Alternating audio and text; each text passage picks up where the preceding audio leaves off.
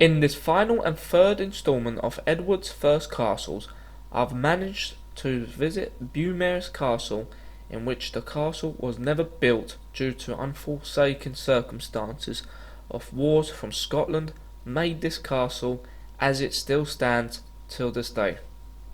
Crossing over to Anglesy makes you feel surprisingly of what this area is all about, with its richness of wealth that occurred. Separated from the mainland of Wales, this area seemed a much interesting pathway for Edward's successor.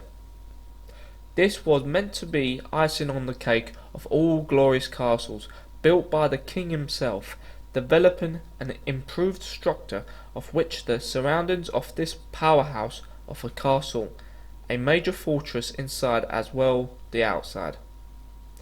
As you will see that the moat is filled with water, which is traditional, then to have a much outer wall and gates to protect the inner circle of the castle was far complex and masterpiece to withstand any invaders that would have come by.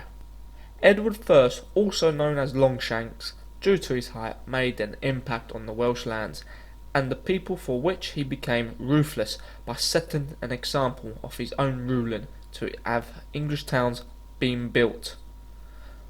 When he decided to set foot onto the island of Anglesy, it became apparent that a dark side of his reign, of which he would force settlers there and move them onto new lands nearby.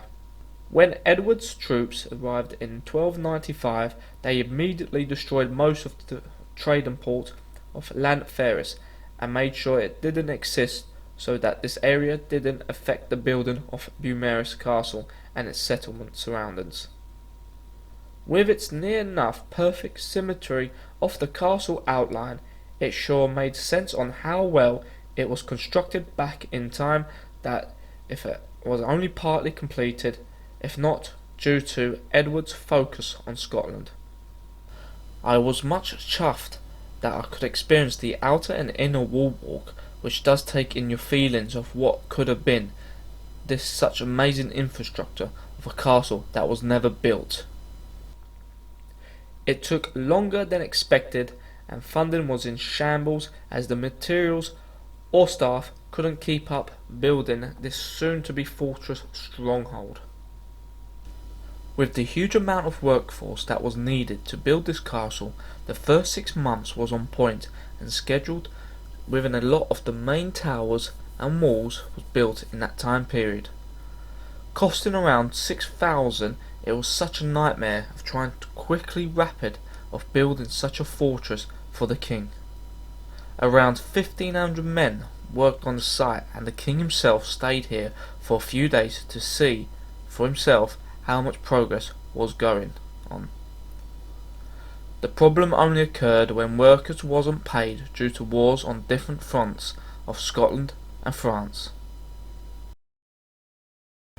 This castle has some resemblance to others in Wales, like Caerphilly Castle, which has that similar format of the building around a ditch that can drown its enemies if it was attacked on all sides, as well having the 2 main gates that are front and rear entrances only.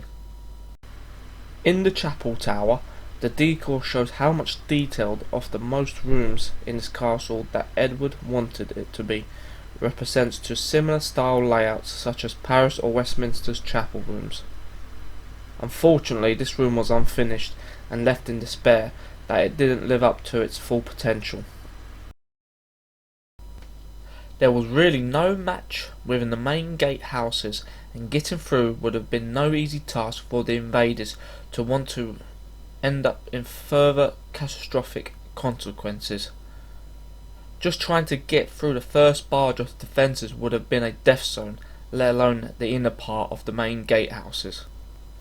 With a projection of more than 25,000 being spent on the building this castle foundation, it sure took a toll on the structure, as the upkeep of the materials and maintenance would have cost a staggering amount to repair certain parts of the areas which really wasn't needed in due time. In many years down the line, with such same outcomes Like all other castles, they become a small portion of powerhouse of throughout different centuries, which soon led to a decay of not having a fortress once again. The map you see here shows you how much developed of the layout of the castle of which should have looked like. I still think it would have been a masterpiece and find this castle the ultimate defending fortress at its time. Thank you for watching this video on my last of the Welsh castle series. It's been such a pleasure of creating it, and I for myself looked thoroughly at what Edward's first castles were like.